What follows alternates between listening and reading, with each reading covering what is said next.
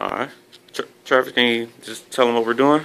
All right, today we're running an experiment to figure out the thrust that our motors and prop combinations do and also measuring the power draw at the same time. Talk about the battery and the tape. We have this rather large battery taped down to our quadcopter right now, so it can't take off.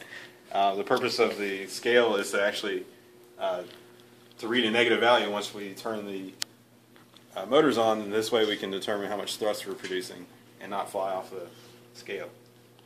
As you can see, we have two multimeters hooked up. We're simultaneously measuring voltage and amperage at the same time as we change the inputs to the quadcopter. Ricky, you want to talk about what you're doing here? Okay, what's going on over here, Ricky?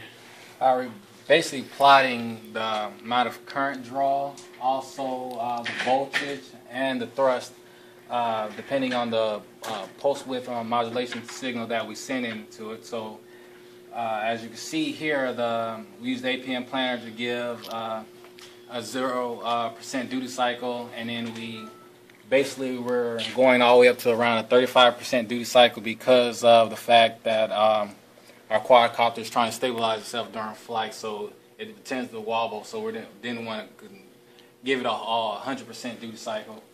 So we're actually plotting thrust versus PWM signal to get us a type of curve so we can estimate what our thrust, voltage, and amps will be at 100% duty cycle. Okay.